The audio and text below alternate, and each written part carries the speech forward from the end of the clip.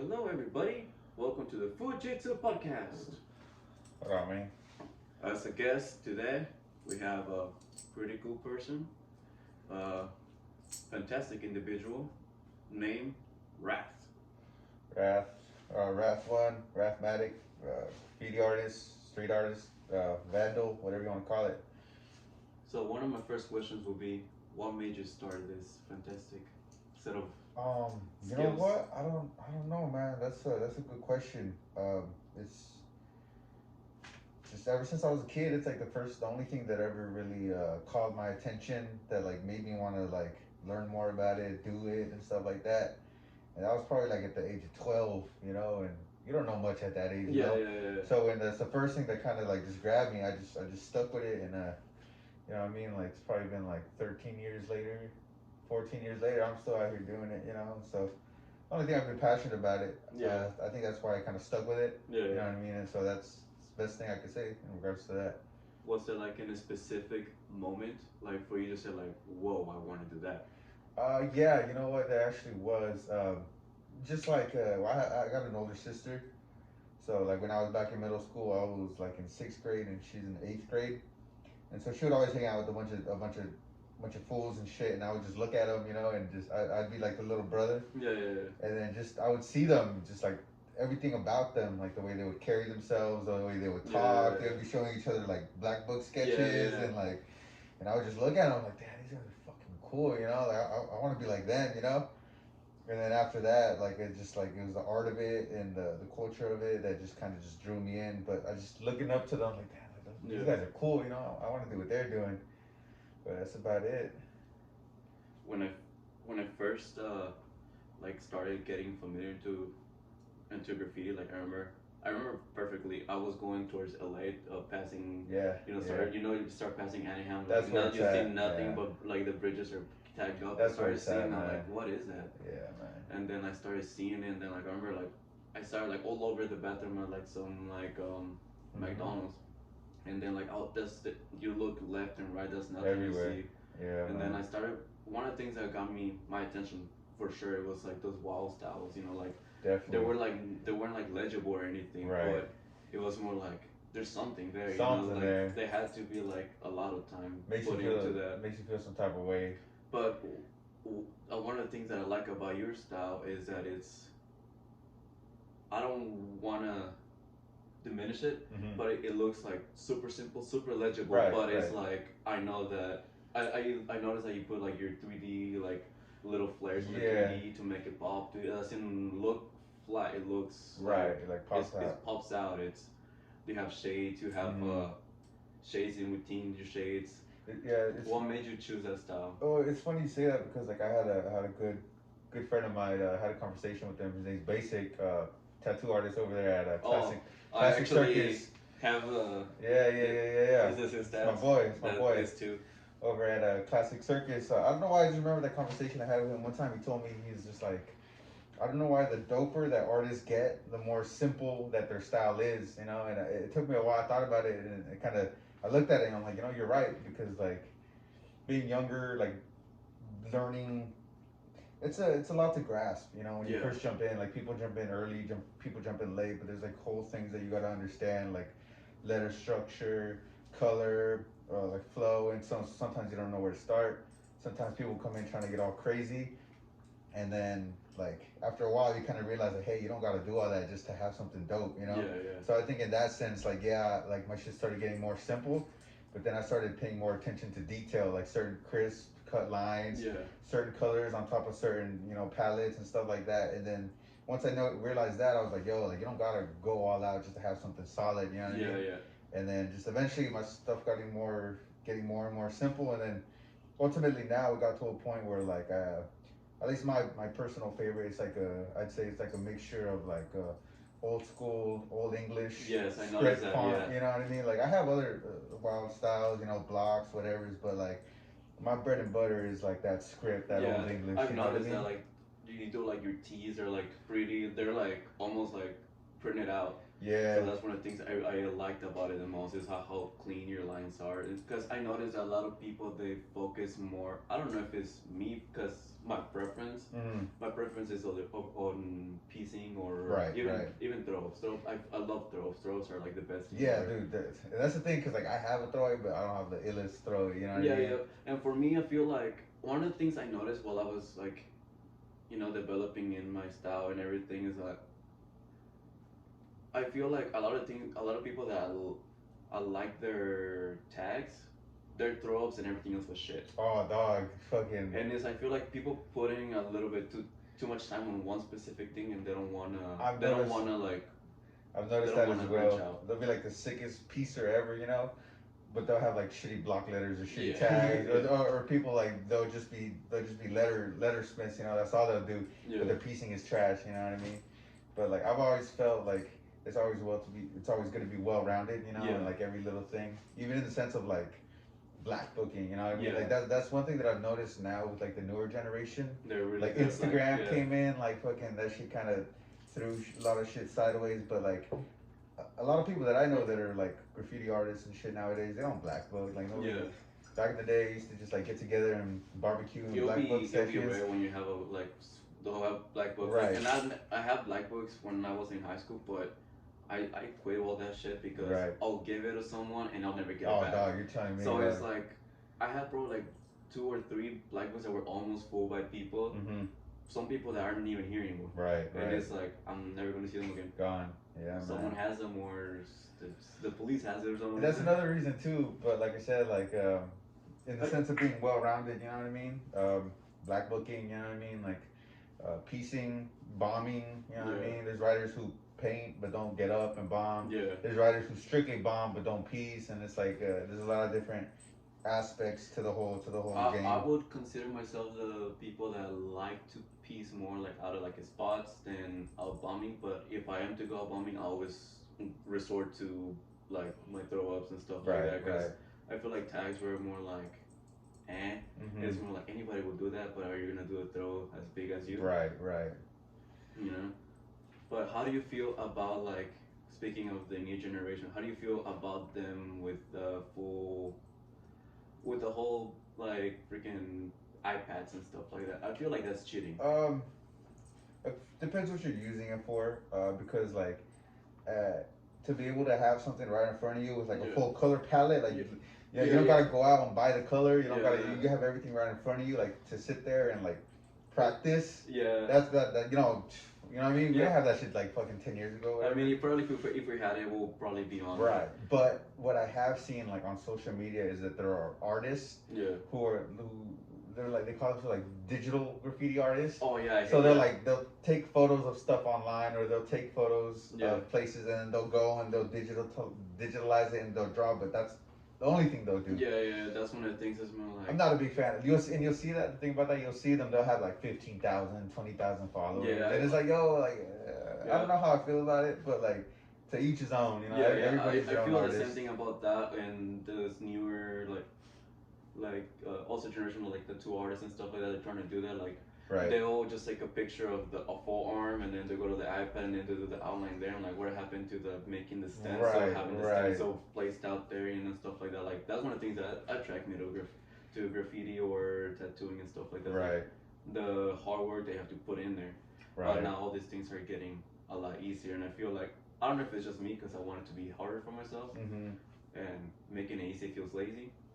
You know, and the thing too, like to each his own. You know, everybody does their own thing. Like I've never been like the type of person to like knock somebody else's style or what they do. Like if that's what they do, like that's what they do. Like I don't get anything about like talking down upon them or even other artists. You know what I mean? Because like as artists, like everybody talks, everybody judges, everybody talks, everybody does this and that. You know what I mean? And like especially when it comes to art, like graffiti in particular, like it's something that it's us that we bring out of ourselves to show the world. You know what I mean? Hey, this is us. This is me. This is what we represent. And then some people they're just like talk shit. They'll hate. They'll do this and that. And it's like I've never, at least personally, I don't think I've been the type to ever like put anybody down or like talk shit or anything like that. You know what I mean? Because it is what it is. You know. Yeah. How do you feel about this? I mean, speaking of putting people down, how do you feel about beefs? It's there, man. I mean, it's always gonna be there. Yeah. It's like it's a sport, man. Yeah. It's always gonna be there, man. It's like, And that's the thing too. Like, graffiti's not for everybody, man. Yeah, that's one of the things. Because like they'll people spend their time doing it, but they'll just be getting their feet wet, you know. But they won't actually immerse themselves in the culture. Yeah, they won't go full. Because the beef is a part of the culture. Like, yeah, like I don't know if you've seen the. I think I saw you post a video of the one kid in New York. Oh that yeah, got, like, yeah, that got socked. yeah, man. And that's the thing. That's everything that's wrong with the culture, with society, with social media and everything. But you know, he's doing whatever he's doing. You know what I mean? Like, we're still gonna continue to do what we do. You know what I mean? But yeah, it's a part of the culture, man. Like, if you really indulge yourself into it, yeah, it's gonna be there. It's gonna be there. You know what I mean? Like, I've had my fair share of beefs. You know what I mean? Yeah. And like, it is what it is. You know what I mean? As long as you don't like, you keep it true to yourself and you represent yourself as an individual. You keep it solid. You know, it's gonna play out one way or another. You know? Yeah, because one of the things I noticed, especially, it was not really. I wouldn't consider beef because, you know, that's just, you know, the way the game is. Mm-hmm. Like, you go out and paint like at a spot, and then you try to go back for a picture, and there's like already a bunch of people just tagged all over it. Mm-hmm. It's more like, God damn it. That's another thing too. I mean, like, I mean, it is what it is. Yeah, it's gonna happen regardless every single time. But it's more also like, oh man. And then too, that's another thing that you could add on to, like, today in social media. It's like somebody will upload a picture of something that you had a spot on. Yeah. And then they'll go and comment, or they're doing this, as opposed to just like letting the artwork speak for itself and go back and get your spot or do it, you know. But nah, somebody's gonna send you a DM. Yeah. Somebody's gonna tell you, hey, what's up with that? You know what I mean? Like, nah, man, just like go paint over it. Just, that's what it feels like. Someone once messaged me saying that, like, I capped over one of their, like, a half of a letter. You know what I mean? And it's like, well, if you don't like it, go over it. I'm gonna go over it once you go over it, so we can do this every single time. And then that's another aspect of the whole beef thing too, like the lack of knowledge and how to carry yourself, like in the yard, like personally, if you're gonna go over somebody, like it's either you gotta cover everything, or you either gotta top them, or, you know what I mean, or you better be ready for some shit. Yeah, that's I feel like if you're gonna go over someone, you better be a lot better than the way it was before. Because I've seen some that is like people who've been in the game for like way longer than I have, and someone goes over it with like a throw up. It's like, what are you doing? That's why that kid got beat up. Yeah, you know, I think he did like a freaking pumpkin or something. I don't know. They did something. Hey. But it's all respect, man. You know. Yeah. If you respect the game, you know, the game will respect you. You know.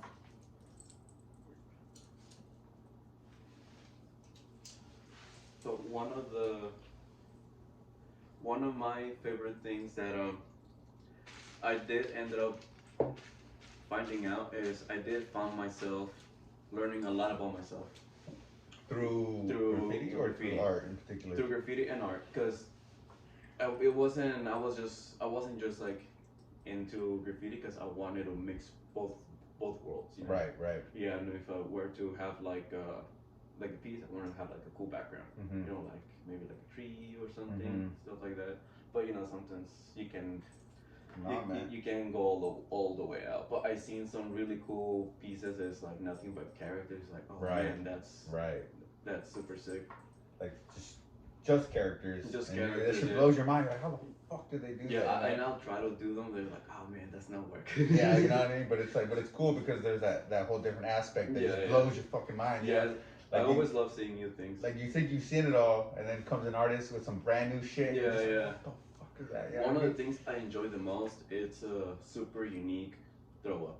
That's one of the things that I for sure wanted myself to have once like I created a name, is to have a cool throw up. Don't have it like anybody else's. Have it be like just me. Right. And even though like my things end up being super simple, but I feel like no one will have that. No one will be able to recreate that. That's the point. That's one of the keystones of like being an artist. Yeah. Let alone a graffiti artist. You know, being unique. You know, because nowadays everybody's doing everything. You know? Everybody wants to be a rapper. Everyone wants to be a graffiti artist. Did you ever find yourself to have when you were picking a name that somebody else already had the name? Because I found myself in that situation many times. Like I end up like having to Google everything, like the name. So I'd be like, okay, no one has it. Cool, I can have it. Yeah, well, honestly, my name, I've had it. I've only ever had like 2 names, and that was the first one. I stopped doing that one, and I had a different name for a while. But I chose that name when I was about, yeah, probably like when I was 12, and then like I didn't at the time, I didn't think about it. I didn't know anything Yeah. about graffiti. I didn't know about like So writers or anything like. what made you choose that in Well, I mean, particular? it's actually it's a funny story, Was man. some was this? I Cause remember the exact moment like it was yesterday. And it's a funny story too. Like I don't know, I was just at home. I was just like in my room. We got a Mexican American household. Like I had two beds, share that room with my sister. I was in there, and I was watching a Columbine documentary. You know what I mean?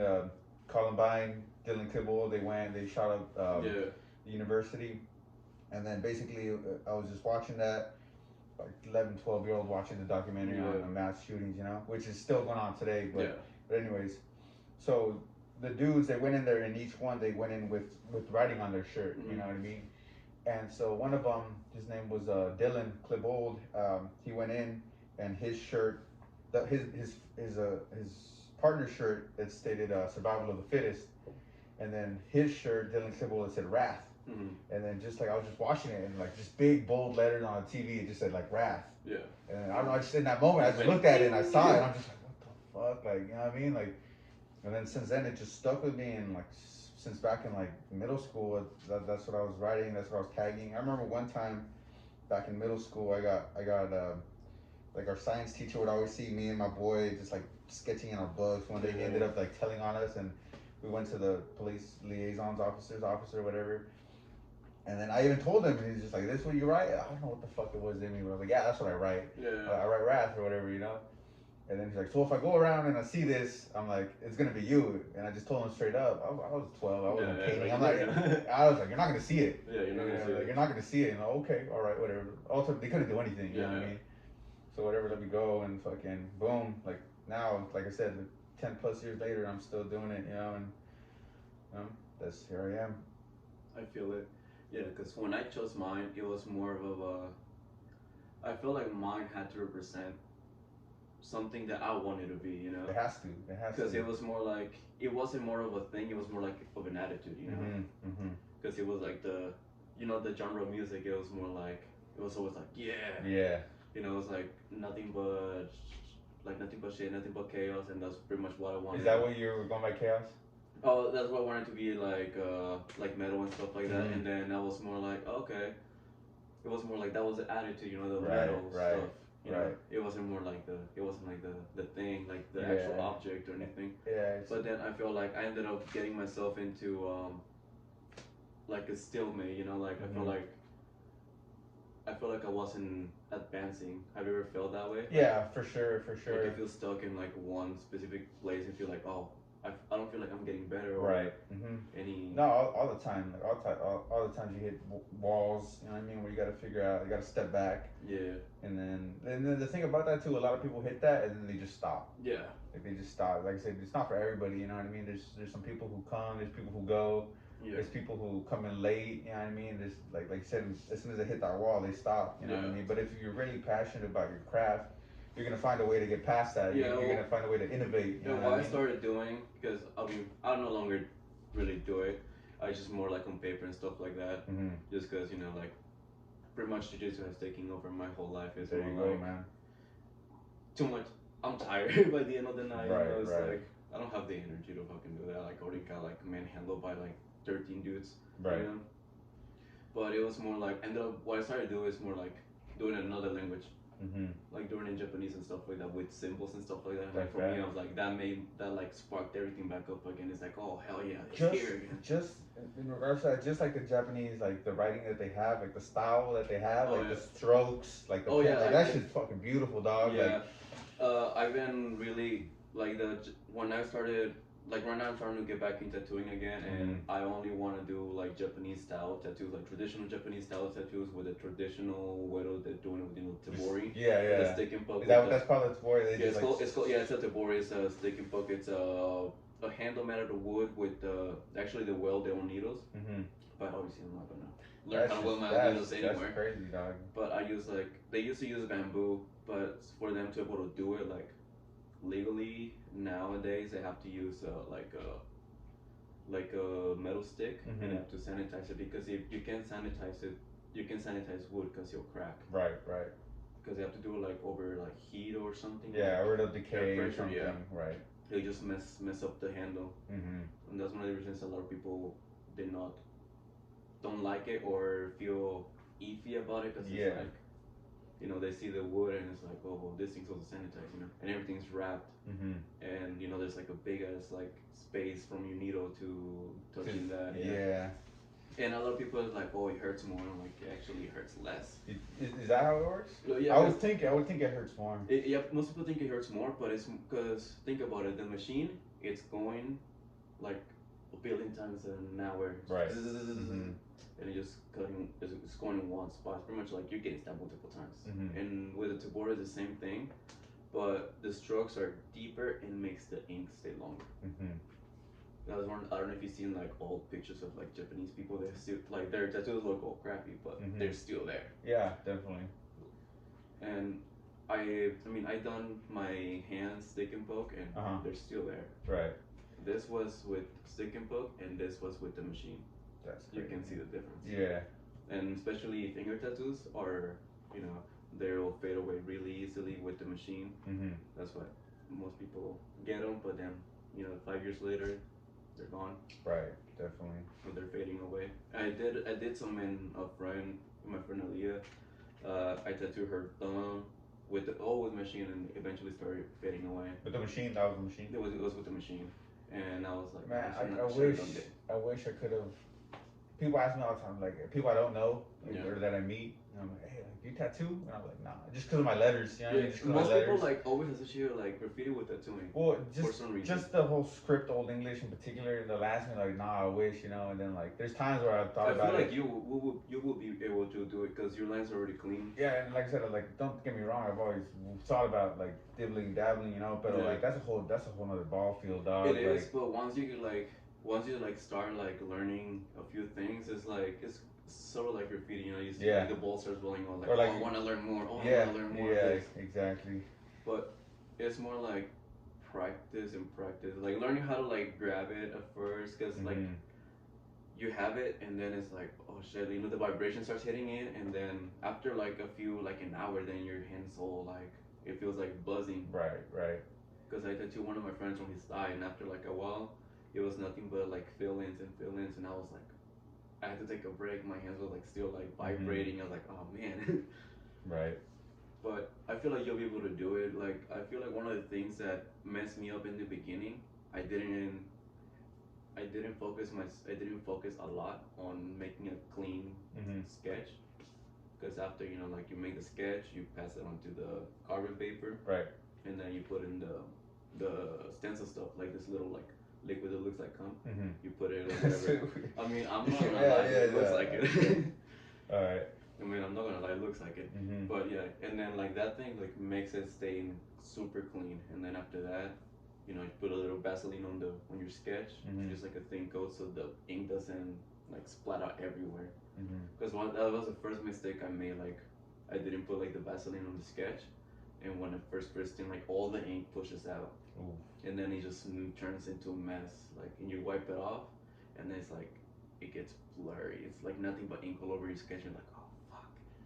Yeah, man. Yeah, but I feel like you'll be able to do it if you like take your time on it. Yeah, and then like we were saying too, like sometimes when you try something new, it's like you're a little overwhelmed, and you're like, damn, I don't want to do this shit. You know what I mean? Like, I'd rather go paint or some shit like that. You know? Yeah, I feel it's like if you really want to prosper in those type of things, you really got to dedicate yourself. You know what I mean? Same thing with graffiti, same thing with art, same thing with tattooing. You know, like whatever you want to do, you got to really dedicate yourself if you want to see improvement in what you're doing. You know? Yeah, that's definitely what I decided to do with my piecing, because it's like I want to have cool pieces. I don't really care too much of like a tag, because like anybody can do that, but a piece, not anybody can pull off. Definitely. That's one of the things that not many people can pull off. Like, they'll try, but it's not gonna look. And then ultimately, at the end of the day, like, we're doing it for ourselves. You know what I mean? To please ourselves. To, you know what I mean? To know that we did it. Like, oh shit, we did that. You know? Yeah. One of the things that I also feel like I did wrong. Like, I try to do it for everybody. Oh no, that's where everything goes fucking wrong. You know, you start like, I had to get out just because I had to see people to see me, but it's like, that's not always necessary to do that. Yeah, that's the second you start doing it for those type of reasons, like, I got to be fucked up. You know what I mean? Because like ultimately, like, at least from my perception, it's like it's got to be done for you before Yeah, yeah, before anybody else. You know what I mean? But everybody's different. yeah, yeah, Everybody does it for certain reasons. You know yeah, what I mean? And you can't compare your journey with somebody else's. You know what I yeah, mean? Because then that's when all the hate starts coming in. That's when all the negativity starts coming yeah. in and all that shit. What do you feel like has been the most challenging part of you, like of your journey? Shit, I don't know, man. That's a good question. Um, I think just branching out, finding different ways to do what you do. Because Yeah, after a while, you're doing the same shit over and over yeah, again. I yeah, mean, I'd probably say just finding different ways to do it, like networking, finding. After one point, I got really bored, and a few years back, I think probably like 2015, I started painting trains, yeah. and then my love for graffiti just fucking rekindled, That's one dog. of the Like, things that like I've only done it twice, and obviously I never got to see my thing hmm ever again. But it's like I knew that someone was gonna see it eventually, yeah, and I was like, oh yeah. man, like I just One- for me, I feel like that was the main goal of even doing it. Is like one day you have to get a train. Yeah, as soon as I like, I remember like my first train too. Like fucking, as soon as I painted that shit, like I just fucking fell in love, dog. Yeah, Like the sound of the can hitting metal. You know, yeah, what I mean, seeing it taken away, seeing pictures of it, like fucking cities away, like across the country and shit. It and just then rekindled my whole flame for my passion. And after that, it's like I just want to paint trains. I just want to paint trains, you know.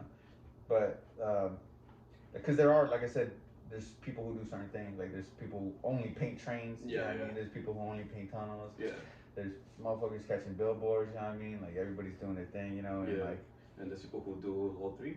yeah, no, there's fucking killers. I got some homies, some killers, man. My boy Put up in L.A. What up, Put fucking. That's the thing too. Like I tried over here in like North County. You know what I mean? Like it's the whole scene up in L.A. is different. You know what Yeah, I mean? Completely different. So I try to network with homies in Dago, you know what I mean, homies in LA, and then I think my hardest part was just always staying inspired. I yeah, think yeah. that's what I'd say was my hardest thing, just staying Stay inspired, dog. inspired. Cause like shit moves in waves, dog. Yeah, Like sometimes like it'll die out, the scene will be dead. There's no motivation. There's yeah, no this or that. There's nothing. You know what I yeah. mean? Because And I know there's times like you'll be really hot, and then for a while you wouldn't see anything like yeah, for a it comes in while, and waves. it's like wow, okay. And that comes too with like the scene with people, you know what I mean? Yeah, Like the people just fall off, like and like yeah. Like especially I feel like it's people that you kind of like grew up with yeah, yeah, doing yeah, it, yeah. and then like you see like one stop doing it, Yeah, start again, slowing down. and then the thing about that too is like that's when it really matters too to still be able to be doing it like when nobody else is doing it, Yeah, when people think it's not cool or whatever, like maintaining it, like keep yeah, doing it even when everybody else is doing something else or whatever, like that's when you know you're doing it for yourself, and that's when you know like fucking that you're really passionate about it, you know, and like I said, just staying inspired. Though. I'm sure like you see some jujitsu artists that inspire the shit out of oh you, yeah, and yeah. you're just like, yeah, I want to just Yeah, fucking hit the every gym. single You know what time. I mean? Like one of the things that I did not knew, especially like with Instagram when I first started. You know, like Instagram started showing like the algorithm. Oh yeah, So yeah, they yeah, start yeah. liking things, That yeah, the shit, algorithm is a goes bitch, in, dog. Yeah. and then one of the best things about the algorithm and like about jiu-jitsu and Instagram, like you go into a loop, you see nothing but techniques Oh from different yes, people all sir. over the world, Yes, like. sir, man. And then when I started like liking a couple of things, I'll have people from like Brazil like sending me friend requests. Like we don't know what the fuck we're saying to each other. Mhm. Like Mhm. I think only said like hi to them like once or twice, but we like each other's stuff every now and then. Mhm. And it's like there's still that connection. Like we don't speak the same language, but we have that connection. Like we can still have a great time, just us. Like we call it rolling, which is sparring Right. for jiu-jitsu, and just that like it'll be super cool. The people like they'll barely speak English, but like Oh, it's a you universal you language, you dog. yeah Yeah, you'll yeah, connect even man. more like that, You 'cause don't gotta speak the same yeah, language. like Just you you know know what I mean? you're what you have, what is gonna speak for itself. There's graffiti artists in Japan, dog, in Yeah. Australia, in Mexico. You know what I'm saying? There's this guy that when I first started, I was super fan of, mainly because like, just like the no fucks attitude that he had. Like you Mhm. probably seen his videos, Roscoe from Russia. Mhm. Yeah, Yeah, like yeah. that. Like I his know videos, that. I will see his videos like 20 times a day. I'll be like, oh, that's so sick. He just fucking go everywhere. He just walks out like nothing ever Right, happened. right. Or those crews from like Europe, the One Up crew, like they Oh, just dude, go one in up, there they're and like, fucking dog. Those fools are gods, man. dude, they just Fucking like go in like 20 deep and like get the spot and then get out. Yeah, man. And this thing too. Everywhere you go, it's the same thing, but it's different. There's a different culture to everywhere you go. I mean, even cities wise, there's like a whole different vibe to it and shit. I remember when I was in Mexico.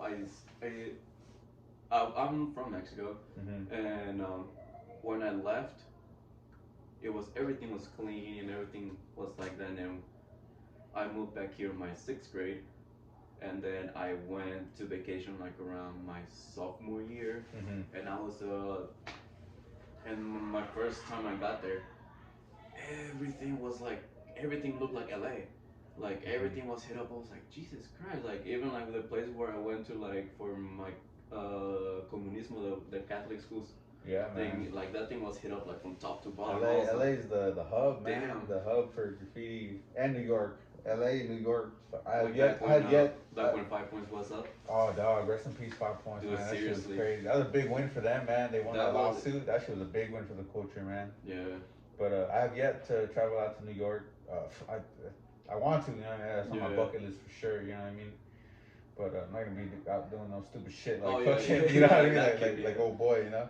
Like I said, just, you know, respect the game, respect the area, respect where you're at, and respect the culture, and it'll come back to you. You know definitely. I mean? I seen like a bunch of people, and there's this one guy I've been wanting to get in touch with.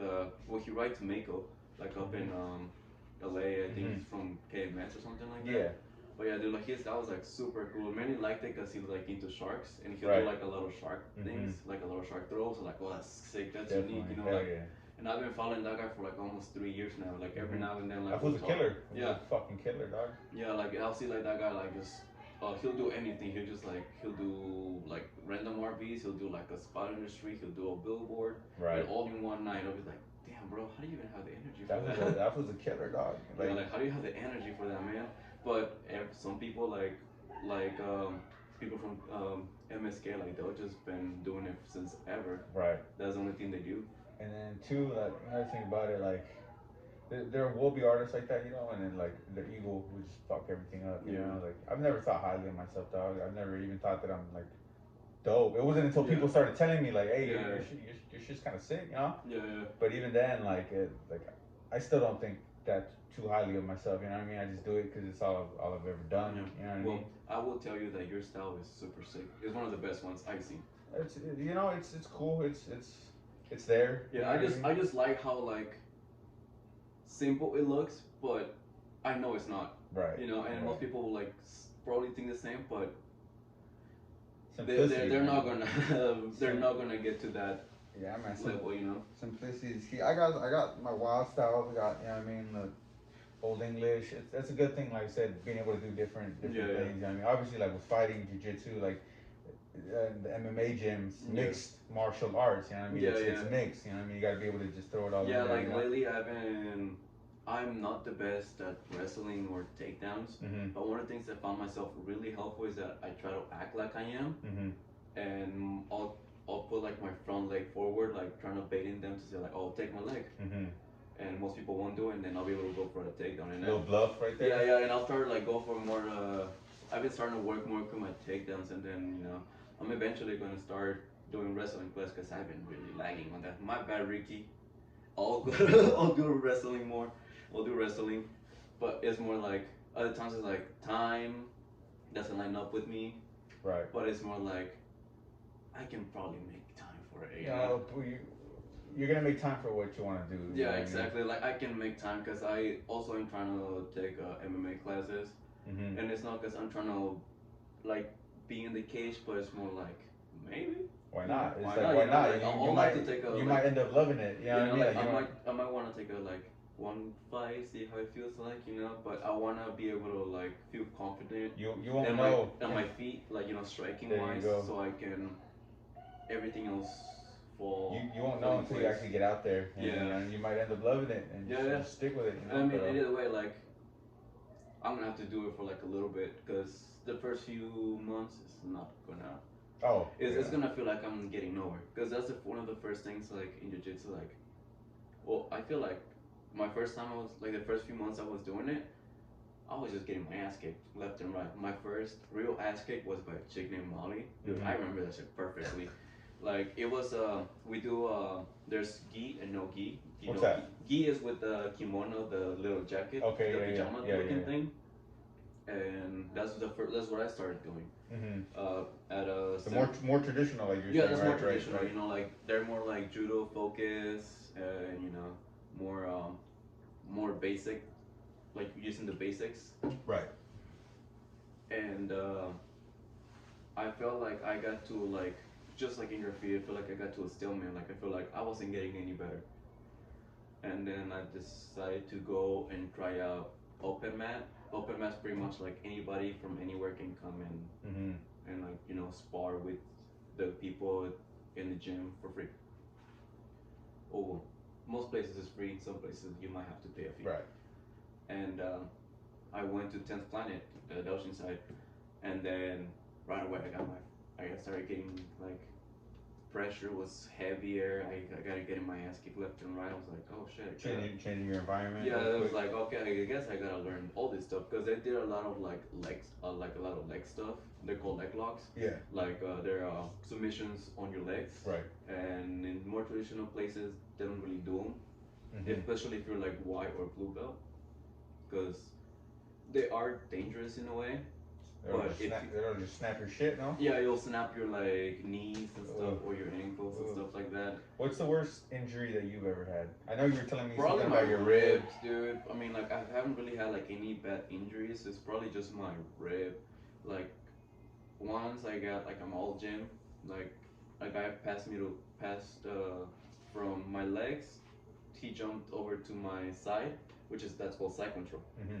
and he pretty much like he landed his knees like right on my ribs, and he was like a black belt, like super Is heavy dude. is that legal? Can they do that, or is it Yeah, like they can do that. It's just like a lot of times you get hit not on purpose. Right. It was more like on the movement. in the transition? When Right. the transition is like when it hits you, you know. Sometimes like you get elbow, like you know, like the person's trying to like it's called framing, you know, try to like put the elbow on top of Mhm. you, and maybe do it too fast, or you move Because- in, because, or you like- move in at the same time and you Because get hit. in like jujitsu, it's not, like it'd be more focused on grappling. You're Yeah, actually not it's focused on grappling. It's yeah. not. There's no striking. You're not actually there's striking, no, but you're still you gonna don't get hit, You right? sometimes you get hit. But Sometimes you catch a knee. Right, but if it was like a MMA environment, that's better because obviously. Oh yeah, you know you're gonna get punched all the time. Yeah, right, exactly. But you know, in MMA, in the MMA class, I know that we do they do situations.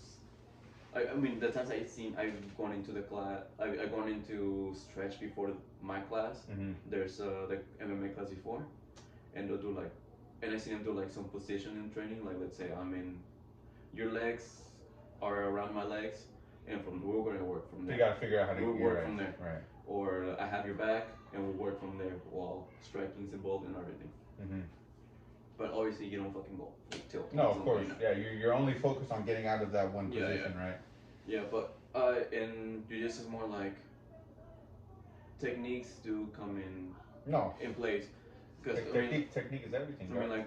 like again, when I got my first ass whooping, it was no gi is pretty much like we wear like shorts and a shirt like super tight. They're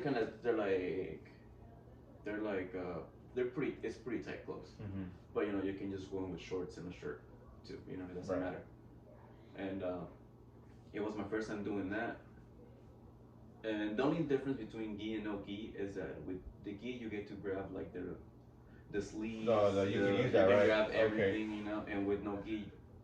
Oh, so is that the grab. main difference, basically? Yeah, you have nothing to grab on, you know. Yeah. Like you have to do nothing but clinches, you know, grabbing your hands or underhooks. Well, realistically speaking, like if you were to get in a real life like altercation, like you're gonna be able to grab somebody's shit, you know? Yeah, I mean, right? like,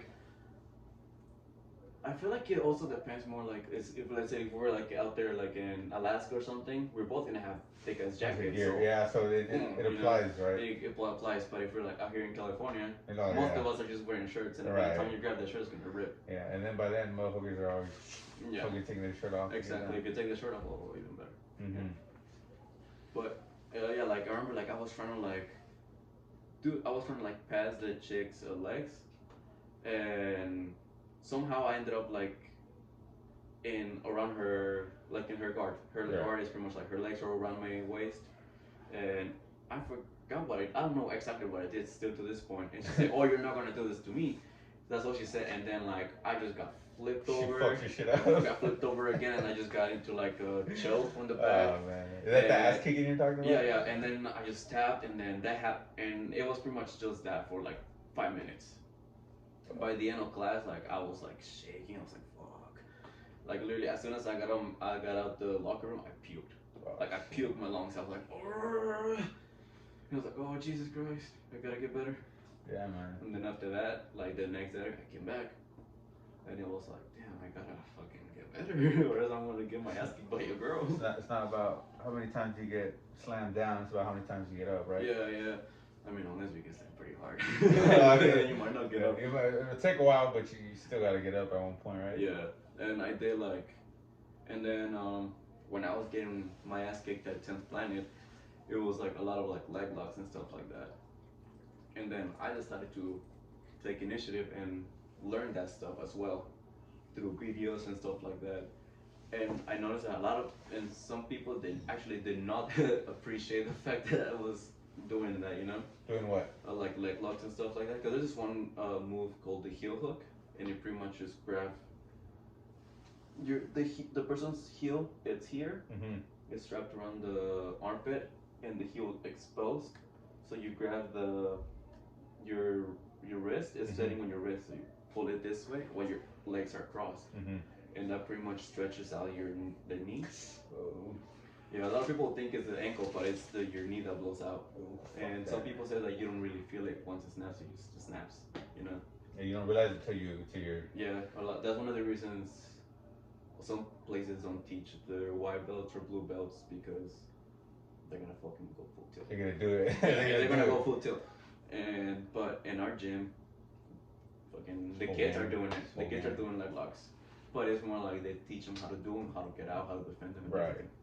And one of the things is more like, obviously, like if somebody gets you in that, if you're familiar with how to do it, yeah, you're gonna have a better chance. Yeah, of one of the things, like I got one of this purple belt, like in a heel hook, and if you ever go to jiu-jitsu, you'll experience it that like some people, probably not in our gym, you're not gonna experience it. But in another gym, they'll be like, you have the submission, and they'll try to coach you through it. So it's like, so it is considered like, oh, you're not actually beating them, they're helping you beat them. So, but you actually got them. You know, they just don't want. They just like they don't want to get their feelings hurt. Yeah, right. And that's one of the. I got one of those guys. He's like, make sure you have the right grip and stuff like that. I'm like, I have the right grip. It's right here. Right. And then after that, I just wanted to get to the grip. I actually didn't want to like make the full submission. Can you do me a favor, G? Would you mind passing me my phone real quick? Yes, sir. This one? Yes, sir. Thank you, sir. Yeah, and that's one of the things that happened. But also it was more like, but I don't think you'll experience that in our gym. But you know, I mean, there are gonna be some people that, let's say you're trying to get to somewhere, to like a position or submission, and it seems like you don't really know how to get there. How to get out of it, or how to get how to get to the submission. Okay. And they'll help you be like, hey, you know, put your leg out here, you know. Because I done that a couple of times when like let's say the person's on top of me, and it seems like they're trying to go for something, but they don't really know where to go, and I'll be like, okay, well, here's my arm, you know, like my arm's right here. While you're sparring, or while we're sparring, okay, yeah. So it's all friendly. It's not like you're actually trying to get them to tap out, right? Never, I mean, obviously you try your hardest to make the person tap, right? But you also going with knowing that this is your friend, and you're trying to help him out, right? He's giving you your best, and you're gonna give him his best, exactly. So you both can improve. You're right. But also, you know, like there's gonna be times like, you know, you'll be paired with like a white belt that's like that you have way more knowledge than he does, because he's barely starting. So it would be like, you know, like you have to kind of like walk him through a couple of things. Yeah. And then from there, you'll make. It's gonna be a little bit slower for you. You're gonna be like, okay, let's get this over with. Right. But it's more like it's helping him. It's helping him. So like later on in the future, you get to roll with him. You get to have that connection, that knowledge, that connection, and he's gonna be able to like improve. You know. You want another beer, man? Yeah. Sorry to interrupt you. No, you're good.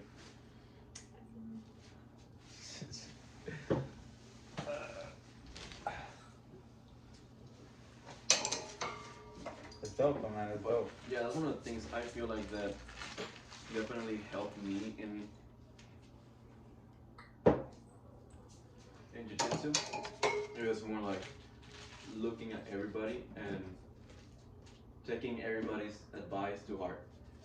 Because sometimes somebody will tell you something and they'll take it the wrong way. Yeah, they'll be like, some people get like their ego, be like, right, oh, no, right. No, I'm telling you, dog. Same shit with art, dog. And it's more like It's about being open-minded. Yeah, for me, I feel like it's always like, if someone can help me with that, I'll fucking take the help, you know? Mm-hmm. Maybe I'm not gonna do it the same way, but I hear you. You know what I mean?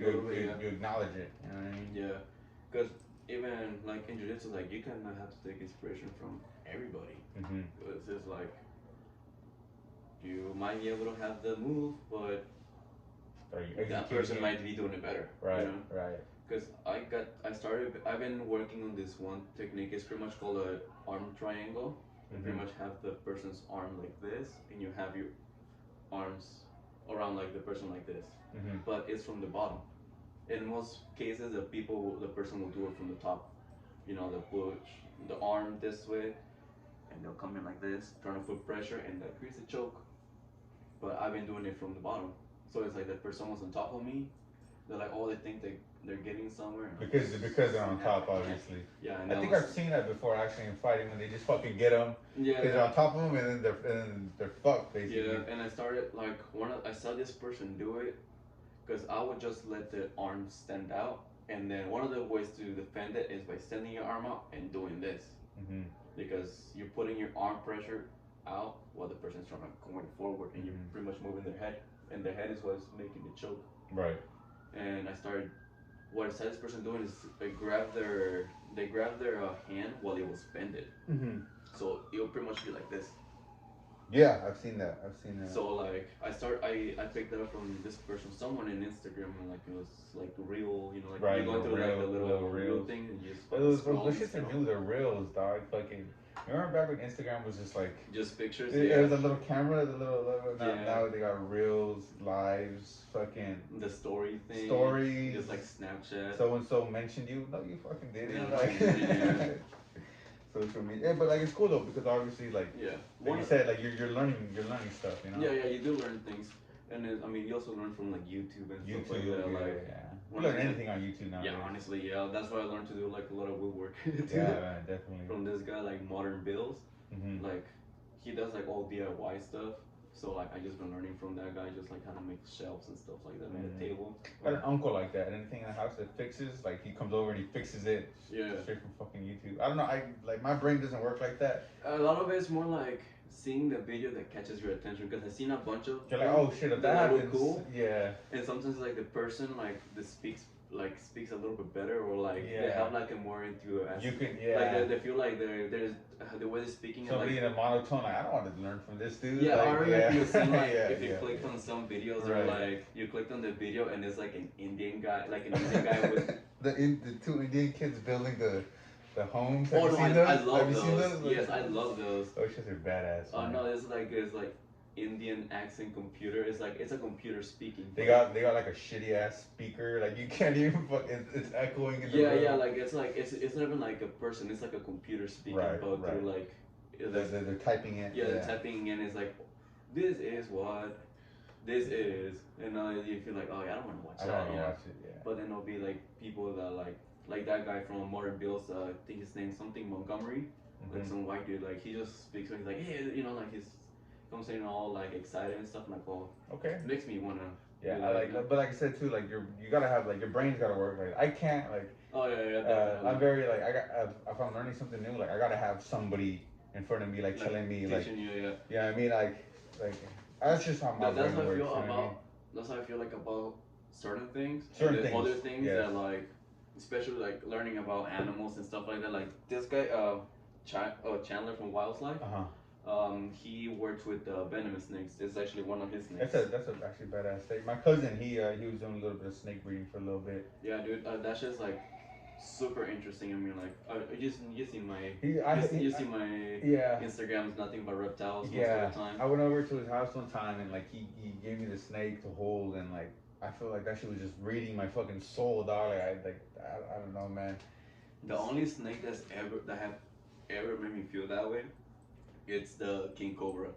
I saw it once in the Dallas Zoo, Mm-hmm. and it was like it wasn't too big, but it was probably like a good 8 feet long, and that thing just like got like close to the thing, just like the way there. Was it in like the encagement, like Yeah, the yeah, case? it's in an enclosure and But everything. like fucking Just Harry like Potter shit, like when he like the first Harry Potter movie when the oh snake yeah, comes yeah, up yeah. and he just fucking reads them. No, it's just like it comes in and like their face. Well, it's pretty much like the face there. It's way the way their face is structured that it looks I don't know, it's mean, just but crazy. actually in reality, king cobras Docile. are pretty docile, and you can actually work with them a lot better than most venomous snakes. And Mm-hmm. I only learned that because of that guy Chandler, Mm-hmm. from this freaking from this YouTube show, and the way he speaks about his like animals is super enthusiastic. Yeah, like you said, like the way that they carry themselves. Yeah, like, and he's it always catches your interest on some shit you didn't even think you'd be watching. You know yeah, what I mean? yeah, and I mean I was been into reptiles and stuff, but he made me find like a love for venomous. There you It go. makes me want to eventually say Yeah. like, oh, Some shit that you wouldn't think. You're like, oh, I never thought I'd be into yeah, this yeah, shit. and it's like eventually I do want to have my venomous license. I do want to work with venomous snakes. Right now I'm not ready whatsoever. Right, right. Because I spoken to this to the homie he lives in North Carolina, I believe, but he works with venomous snakes, and he's gotten envenomated by a copperhead before. He got envenomated twice on his middle finger, I believe, and he was telling me the story about it. He like he was in the hospital. Oh shit. Like it pretty much all happened in just looking up and looking down. That's all it takes. That's all it takes. Is pretty much all it takes is one, and he got envenomated twice. Like the fang hit him twice. He had to go to the hospital or what? He had to go to the hospital. He said that he was like puking and shedding everywhere. It took him like about 4 hours for them to even do anything. Because that's the second he went in there, he told them what he got bitten by, exactly how it happened and everything, and they were just taking forever to fucking do something for him. And he was still explaining how he felt like the venom just like slowly rushing into his across his body. I was like, when he was telling me that, I started getting the chills. Like, oh Jesus Christ, that's gonna happen to me, Crazy, man. But dude, yeah, like his experience, just like things like that is like, that's something I have to fucking take very well in consideration. You're right. When you're doing something like that. And there's this other guy, Tyler Nolan. Mm-hmm. He actually got bitten by a king cobra, like in his thumb. He lost his finger. Oh shit. He does tattoos in Miami and Florida. That's a good story, huh? Yeah, he literally, this is his thumb right now. Oof. And he was like in hospital forever. Like there's a video of him like getting bitten by it and explaining how it happened and why it happened. It pretty much ended up being because when the snake goes under shed, like their full body goes into shed, even their eyes. Like they have like this eye cap. This little layer. It's like a really thin eye cap. It's pretty much like as thin as the layer, right? Yeah. And it's all made out of creatine. Mm-hmm. Pretty much the same material as your nails. Like that's pretty much like the whole skin made out of. And ended up while he was handling it, like they usually handle it with their hands. Mm-hmm. Some people already say that's fucking lunatic. Yeah. But like they're professionals. Mm-hmm. They were in the house of a professional who's everyone in the picture knew what they were doing. They were professionals. It just happened to be the wrong day at the wrong time. Well, that happens with anything, though. Anything in it. Wrong place, wrong time. Yeah. And it was like he just happened to be lucky enough to get bitten exactly where he got bitten. Yeah, cause like at the house of the person who got bitten. Because as soon as it happened, they already called everybody who had to be called, and when they got rushed to the hospital to bring antivenom and everything. They're already ready. Yeah, and one of the things I asked that guy is like, also turns out the antivenom you have to get it. You have to have permits for it. You have to. Just because you have a venomous snake doesn't mean you have the anti-venom. Right. You actually have to order it. Sometimes it's prescription, and it's like, damn. like fuck me then, right? Yeah. But it has to be like also you have to have like a byproduct, like like what's gonna happen if you get bitten or shit like that. And it's like fuck, like all those things they have to have in consideration. It's not just. Oh, I'm gonna get up. Do you have any snakes right now or no? I have a Eastern Black Razor. Those actually are pretty interesting animals. When I first got it, to be honest, I just got it just because it was cheap. Mm-hmm. Which a lot of people get their animals just because they're either cheap or it's out of impulse. Mm-hmm. Which is both are totally wrong to do. Like motherfuckers in Texas with tigers and shit. Oh yeah, dude. I heard they're legal out there. I believe you need to have a permit for Oh, I'm tigers. sure, but legal still. I mean, yeah, that's crazy. you can have certain things in out here too. You can have birds. I believe you can have sloth. Ferrets. Ferrets are illegal in California. Damn, why is that? Honestly, I'm not sure. You can't have a sloth. You can't have a ferret, but you can have a sloth. I read something like this. There's times like there's times I go there's times I go into like online and see like there's this little it's an aquatic newt. It's called an axolotl. I'm pretty sure you've seen them like on Instagram. They have like their faces. Oh like yeah, yeah, yeah. Looks like a dragon. Yeah, it looks like a dragon, but they're underwater. Like those are illegal in California. Why is that? I'm not sure, but apparently it's something because of the water. I'm because you know like how we have like one of the shittiest water qualities. Yeah. Shitty ass ecosystem. Yeah, and but in Canada, fully legal. Fiji iguanas, it's illegal to have in the United States. Fiji iguana. Yeah, they're actually they're like iguanas. They're iguanas, but they're like a line. They're like a bluish green and they have like white stripes around them. They look beautiful, but they're legal in Canada. But in America, you're not allowed to have them. It's illegal. But you know, there's things like that as well. You know, yeah. So in Florida, let's say you have to have a permit for a rear fang snake. A rear fang venomous snake is most venomous snakes will have their fangs in the front. Either vipers, like rattlesnakes. Rattlesnakes is a type of viper. You know, like they'll stand their fangs like that, and cobras, mambas, they have a front fixed fangs. They're really little, but they're like in the front of their mouth, and they're not gonna like extend out or move anywhere. But like in California, you're allowed to. It's legal for you to house native species. Like say, if you find a rattlesnake, you can house it. You find like lizard, you can house it, stuff like that. But like I was saying, in Florida, you need to have a permit for like the rear fangs to have their fangs will be all the way in the back of their mouth, and for you to actually get envenomated, they have to like chew on you. They have to like swallow you. Yeah, they have to like bite you and chew on it a couple of times so the venom can go in there. And most rear fang are not gonna be.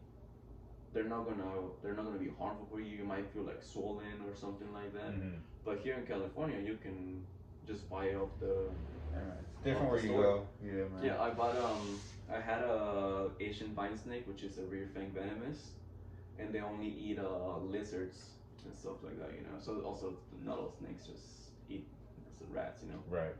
Some snakes eat snakes. Some snakes only eat lizards or frogs or fish, and you know you have to be aware of all those things. Like my black snake, my black racer, it's does only likes to eat live mice, so I have to only feed live. If you give it a dead one, it won't eat it, or what? Like I try to feed it a frozen thawed one, and he just kind of like left it there for like 2 days. So it's like, oh, I guess it's not gonna work. So I had to put a live one in. As soon as I put it in the cage, snapped it. That's fucking raw. But turns out they also like to eat crickets. Huh. Yeah, they'll just like down crickets like it's nothing. And one of the cool things I found about that snake, that if it happens to be under attack of a rattlesnake, it will start biting the back or the head of the rattlesnake, destroying the vertebrae on their jaw. Wait, hold on. Say it again.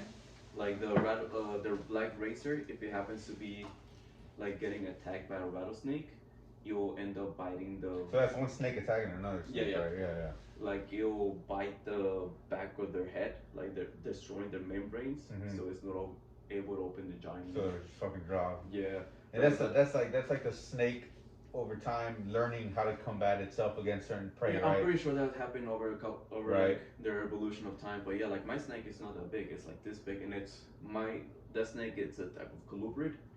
Just they're not venomous or a constrictor. You know. Is that what a colubrid is? Yeah, that's what it would be.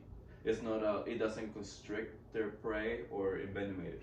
Can you imagine that dog getting just the shit squeezed out of you? Yeah, I mean, that would suck, but I mean, I kind of live it every day.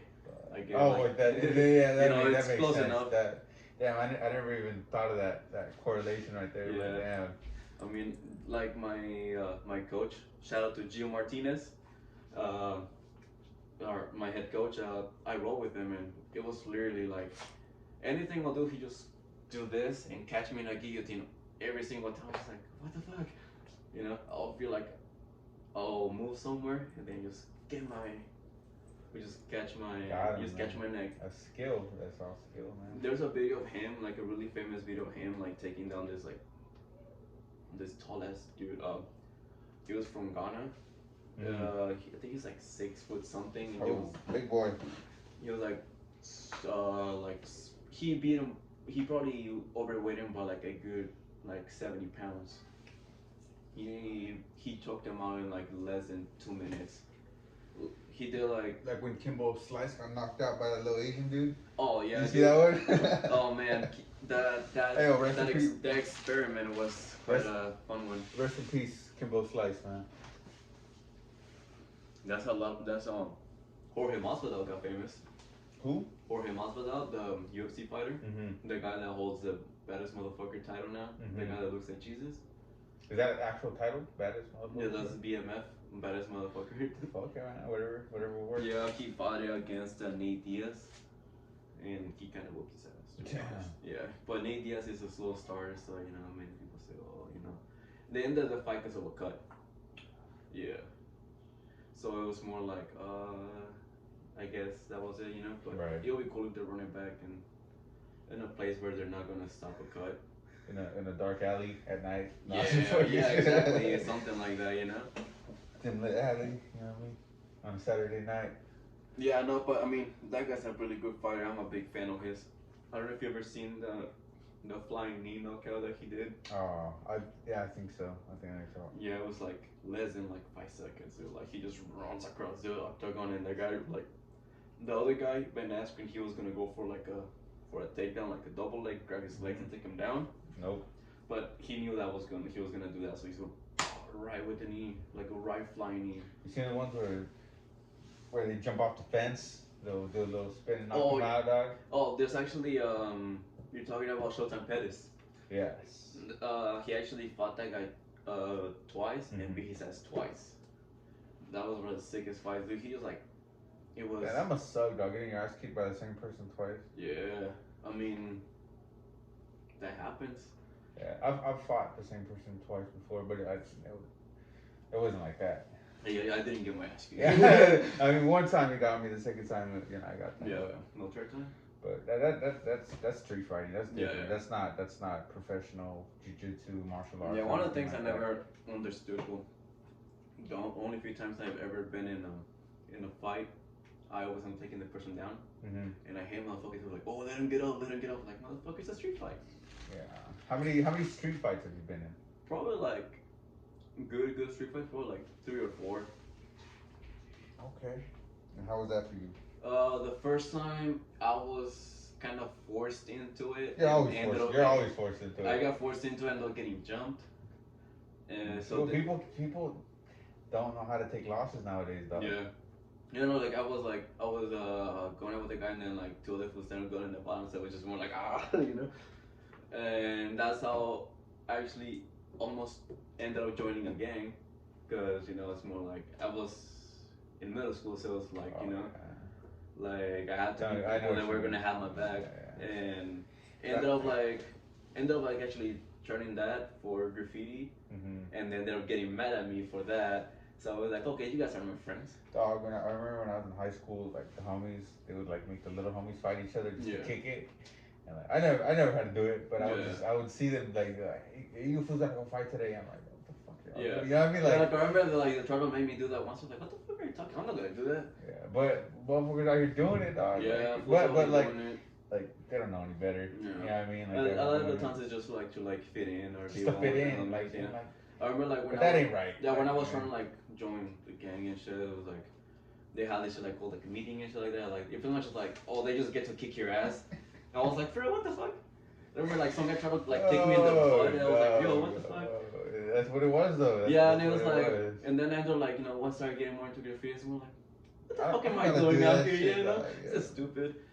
But yeah, and I'm honestly like I said, I never had like I saw little homies. I saw the homies making the little homies do that shit. Like I never had to fucking do it, but like thank goodness that I got into graffiti. You know what I mean? yeah, Because other than that, like got a lot of homies that are either locked up or you know what I mean, they're yeah, gone. You know what I mean? So like graffiti kept me out of all that shit. Like you know what I mean? yeah, Because like I said, like I got other friends who went down a different path. You know what I yeah, mean? yeah. And they're doing what they're doing. You know, but kept me out of trouble. You know what I mean? Kept my head on straight. It's kind of funny. It keeps you out of trouble, but not really. It's like a double-edged sword, Yeah, man. You know yeah. what I mean? It keeps us out of some trouble. Yeah, but then at the same time, it could. You know what I mean? Like it's one of Yeah. those things, man. One of those things. Yeah, but yeah, it was one of the things is like I remember it was the issue wasn't even because something I did. It was because somebody else did, and all I did was say like, oh, well, you know, I write too, right? Mm. And then like they ended up like getting all hostile and about it, and was like, oh well, you know, well, fuck you guys, you know? There's a couple fights that I regret because like they fucked me up, like my hand, fucking Yeah. like fucking shattered my hand. You know what I mean? Or some other fucking injury. You know what I Yeah. mean? But like being young, like you know what I mean? Like obviously like people who train to fight and, Yeah, and yeah. that's different. Well, Obviously, like you know what I mean? nowadays it's like, oh, you don't know who you're dealing with. You don't. That's the thing. You could either be dealing with somebody who's trained in Yeah. martial arts, or you could be dealing with a coward who has a Yeah. pocket knife. You know Yeah, what I that's mean? one of the things. Like for me, it's like I carry knives and everything, but it's always mostly because I know motherfuckers don't play fair. People just can't take losses, Yeah, dog. it's like motherfuckers don't want to And play like I fair. said, I have a few fights myself where I personally regret because Yeah. like yo, I could have gone without that shit, dog. Yeah. You know what I mean? But like you said, like you don't know who you're fighting. Man. Yeah, one like my probably the second one, I also got pretty much pushed into like the guy was pretty much pushed me into it, and I was like, I guess I kind of have to. Ultimately, like And ended up getting my ass kicked, but you know. now, It at was least I can say this now that we're older. At least we can look back at it. Oh, yeah, and, I like, can look back. conflict, like actually being forced to like fucking put hands and shit like that shit ain't Yeah, unless yeah. you're actually protecting your property, your Yeah, family, your loved ones. Like that's like Yeah, it's all pride. especially for me now, it's more like I'm like now that like I know jujitsu and stuff like that. Like I don't even want to like. But see, that's bad. It makes you like not even want to like look for conflict anymore because like first of all, as soon as we get in the floor, you're gonna want me to let you get up, and people are gonna want me to let you get up, and it's like I'm not gonna fucking let you get up, and you're not gonna know what the fuck I'm gonna do. So it's gonna be an easy rap, and I'd rather have a hard fight out of the gym than right. something stupid out here, you know. But like we were talking about earlier, wrong place, wrong Yeah, time, wrong time. dog. Like that's fucking. That's one of the things I was. That's all like, it takes, That's man. one of the things I was like, because I was doing jiu-jitsu and graffiti still, and I was like, oh fuck, you know, like I go painting, then motherfuckers gonna want to start shit, and like I'm gonna have to do something. I've gone down in a yard before Yeah. one time. It's just like you said. Sometimes it's unavoidable. Sometimes it's like some pride shit. You feel like you gotta do it. Yeah, you know? that was me Like one you time. feel like you gotta do it. One time you it know? was me. Actually, it was more like the person, like I walked into the yard, and then the person's more like, oh, who's that?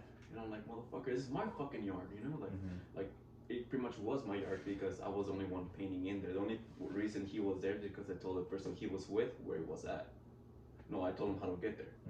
So pretty much, like, homie, you're an invitation, and it was pretty much like it's a spot where you walk in, and it's the spot is you have to drop in.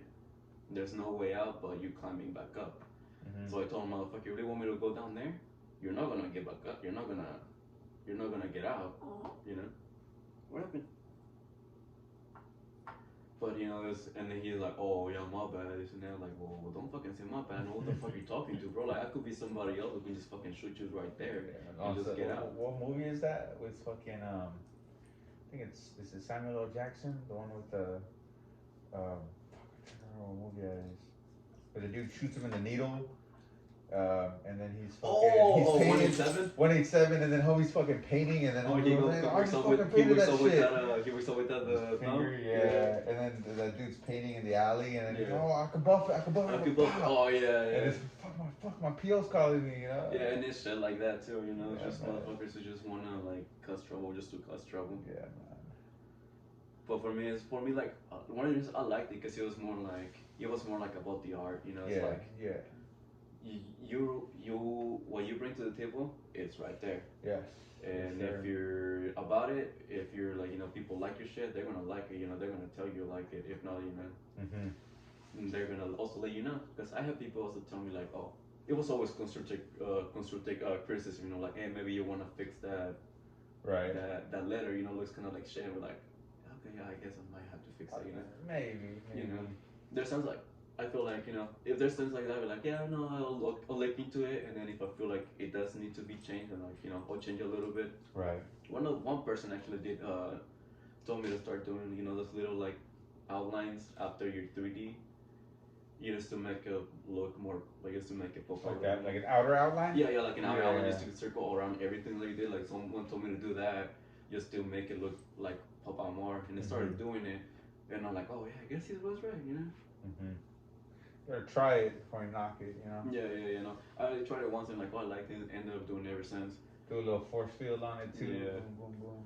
What was it? One of the things that made you say like, I wanna go down the route or putting, I wanna go down the route of doing multiple colors, because I see people just do one shade of color. Well, honestly, like preference wise, like like when it comes to like color palettes and stuff like that, I always prefer like very definitive colors that contrast each other. Mm-hmm. Say for example, like if I'm doing a piece, I prefer like to have a really dark color be contrasted by a really light color, and have my whole piece be like that. But like after a while, like doing it so much and realizing what colors work with what, that's when I was like, hey, like I remember I did a while ago like a two-tone piece where it's like sliced down the middle where it looks like half and half. And it took me a while to realize like I said, like what colors go with what, and then that's when you just start fucking around, dog. That's when you just start. That was probably one of my main troubles starting out with. Probably with any style is like choosing the right colors. Yeah, and then like after a while, you just have fun with it, dog, and then you just like it fucking. You just start throwing it all out there, and then boom, boom, boom, and then you really have fun. But it's not gonna be fun at first because it looks like shit, Yeah.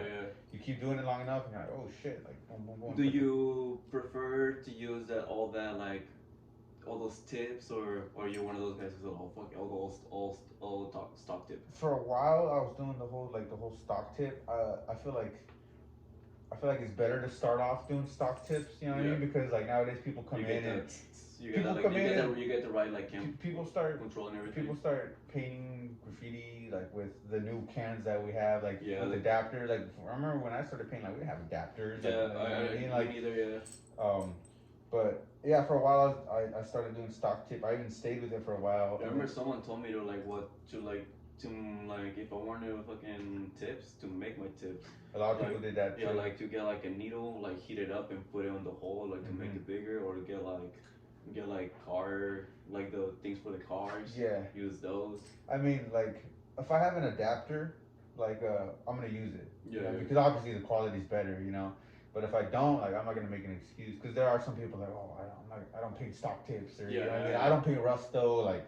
They're like, man. I feel like Rustos are like one of the best fucking paints. Dog. It's like you never go wrong with the fucking pressure, bro. Like the cost, the coverage, it lasts. Like you buy new paint, depending on what you paint, if it lasts in the sun, that shit'll fade. Yeah. Like Rustos, that's like bread and butter right there. But yeah, it's like I said, it's not about what you use, it's about how the artist uses it. You know what I mean? So like. Because one of the things that I don't know how you feel about them, but one of the things that I enjoy the most was the rollers. I enjoyed them a lot, even though it took forever and you end up getting super tired. But it's just like the fact that you can make some letters super big. I was like, oh fuck yeah. I've done roller fills. Yeah. You know what I mean? Like that's different. Yeah. But rollers, I've actually only ever done one roller, like just like when you're actually up there. You know what I mean? But I've done roller fills, which is super fun too. It's like you're actually painting like with the actual fucking paintbrush. You know what I mean? Like classic painting, not with spray paint. Because like I'll paint canvases too, but the thing about that is like with acrylics and stuff like that, like you can blend it. Like you can't really blend. You can make colors out of like pastels and stuff, but like spray cans you can't make colors. You can blend them, but you can't actually make colors. I heard you can blend them with like the adapters or something like that, but I never tried it myself. but I don't know how fucking safe that is or how secure that actually is. So you can get like two cans, and then you'll put an adapter on them, and then how did we do it? Yeah, it's like they You put it transfer in it. the middle, something like that. You transfer it. Yeah. You put it one on one end, one on the other, and then you blend the color so that one can, it'll be a different lighter tone. Yeah. And yeah, people do all types of creative shit. Like you said, people make their own caps. People refill cans. Sometimes Yeah. they sell them to make certain colors and stuff like that. But that's like you going out of your way. But like if you're actually out there and you only have two colors, like Oh yeah, you're not gonna be able to make a color. Oh yeah, You're yeah. gonna be able to blend it. But like if you're painting a canvas or something like that, you just blend it and like different mediums, dog. Different Yeah. things you can do with different mediums, you know. Do you ever find yourself using like paintbrushes and stuff like that in the yards? Um, no, dude. Other than like doing a bucket fill when I'm just using the actual handle, you know what I Yeah. mean? Like just You ever happen to forget the thing, the little thing where you forget oh, the tray. the tray and you have to use like the bag, or you have to like use Well, like a no, little. that's fine because you can just dip it in the bucket. But like, if you forget a sleeve, if you forget the sleeve, Yeah. fuck, one time we had to use a shirt. Or socks.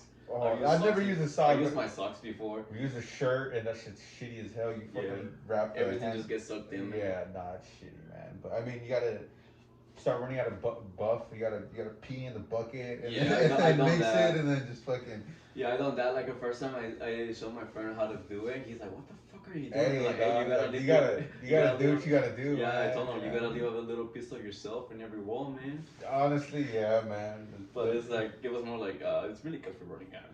the peeing in the bucket, the Yeah. shirt as the sleeve, like all types of ghetto shit, dog. Like, but you know what I mean? Like, gotta do what you gotta do. No, I feel that, man.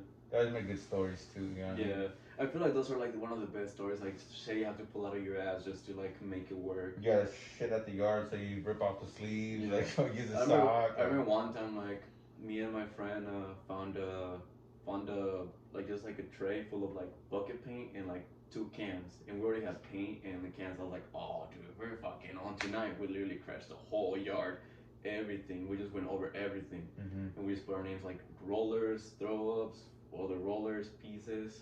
Like we just literally spent it all day there. I was like, oh man, this is one of the best days ever. Fuck it, man. Best stories right there. Yeah. Do you have a particular story? Fuck. I That, mean, like- it depends on what kind of story. Okay, let me put a story when you're out painting. Okay. Like let's say, I mean I seen you do like by the train tracks. Do you have any particular stories by there? Damn.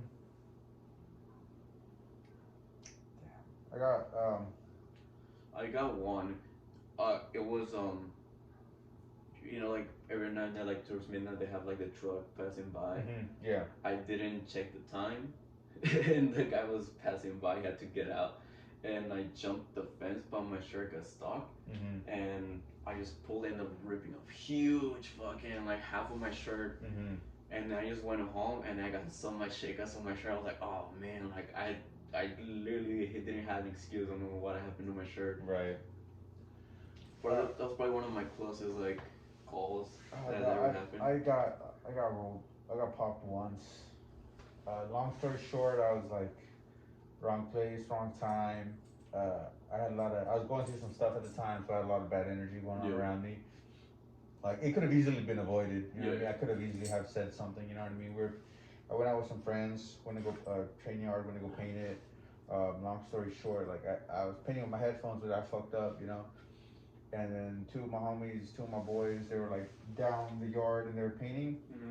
So I guess that where they were at, there was like a facility behind it with like a little road right there. So I guess somebody called the cops. They had seen it before me. Yeah. So they took off, but like they called me. But by the time I looked at my phone, like I already seen lights. I see people coming like from both ways. You know, it's like they're walking this way. I'm like, fuck, you know. Yeah. So I like packed up all my shit. I was probably like 5-10 minutes almost done. That's all it took. And then so like I threw my shit. I'm like walking out of the yard, and then as soon as I stepped, it was like on a military base too, so it was shitty, you know. Yeah. So as soon as like I stepped out into like this little open space, like fucking lights just lit up on me, and like, I didn't have anything on me, but like I got popped, you know what I mean? They pulled me over. They didn't even. It was actually It was not. It wasn't police. It was the military police. Oh, okay. So then, like, they didn't even search me. They didn't question. Like, they just say, "Hey, what are you doing?" And long story short, I just told them I was with the wrong people at the wrong place, and I ended up there and fucking. She gave me a ticket and just fucking let me walk off, dog. Well, that's right. But thank goodness, dog. Fucking. But I mean, that's about it, man. I have other stories. Fucking. I've gone down to yards. Yeah. Shattered my hand. Been at a yard painting. Ladder slips. Fall down. Break my Oh ankle. man. Fucking break my ankle. I still got like 20 minutes left on my piece, so I'm like Fuck. going up and down the ladder like with a broken ankle and shit, dog. Like all types of stuff, man. Like just ridiculous shit. You know what I mean? I feel you, man. Hey, do you mind if I use your bathroom? Oh, go ahead, bro. It's right there. You can tell a story or talk to my dog. Where is your bathroom? Literally right there, the first door to the left. Oh, I see it. Hey, it's there right there, bro. They're right there. Hold on, let me put him in the leash so he doesn't go off your room.